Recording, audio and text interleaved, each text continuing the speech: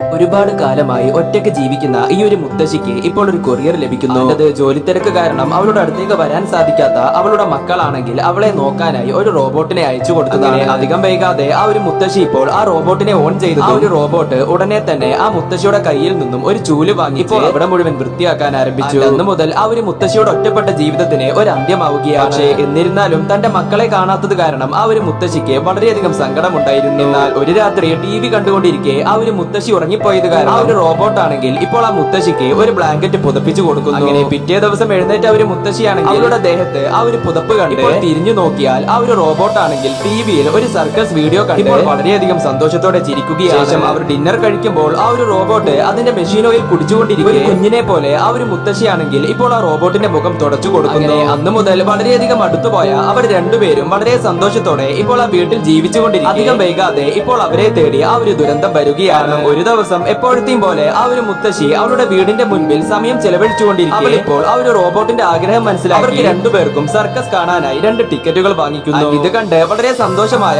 ആ ഒരു റോബോട്ട് ആണെങ്കിൽ ഇപ്പോൾ അവിടേക്ക് പോകാൻ വേഗം ആ മുത്തശ്ശിയുടെ തൊപ്പിയെടുത്ത് ഇപ്പോൾ പുറത്തേക്ക് വന്ന ആ ഒരു മുത്തശ്ശിയാണെങ്കിൽ ഇപ്പോൾ അനങ്ങുന്നില്ല. ശേഷം ഉടനെ അവൻ ആ മുത്തശ്ശിയുടെ ഡ്രസ്സിൽ നോക്കി അതിൽ ബാറ്ററി കാണാത്തത് കാരണം ഇപ്പോൾ അവന്റെ 2 ബാറ്ററി എടുത്ത് കൊണ്ടുവന്ന് ഇപ്പോൾ അവർ മുത്തശ്ശിയുടെ ദേഹത്ത് വെച്ചു കൊടുക്കുന്നു. അങ്ങനെ ആ ഒരു മുത്തശ്ശി എന്നേക്കുമായി അവനെ വിട്ടുപോയെന്ന് മനസ്സിലാക്കാൻ അവനെ കൊണ്ടാകുന്ന രീതിയിൽ അവൻ ഇപ്പോൾ എല്ലാം തന്നെ ആ ഒരു മുത്തശ്ശിയെ ജീവിതത്തിലേക്ക് തിരിച്ചു കൊണ്ടുവരാൻ ശ്രമിക്കുകയാണ്. പക്ഷേ ദിവസങ്ങൾ പോകെ പോകെ കാര്യം എന്താണെന്ന് മനസ്സിലാക്കിയ ആ ഒരു റോബോട്ട് ആണെങ്കിൽ മുത്തശ്ശി ഉള്ളപ്പോൾ അവൾ ആ വീട് നോക്കിയതുപോലെ വീട് നല്ല രീതിയിൽ വൃത്തിയായി കൊണ്ടു നടന്ന് ഒരു ദിവസം അവന്റെ ചാർജ് തീർന്ന് അവൻ ഇപ്പോൾ അവിടെ വെച്ച് ഇല്ലാതാവുകയാണ്. ഈ സമയം ആ ഒരു മുത്തശ്ശി അവനെ കൊണ്ടുപോകാനായി ഇപ്പോൾ അവന്റെ മുന്നിൽ പ്രത്യക്ഷപ്പെടുന്നു.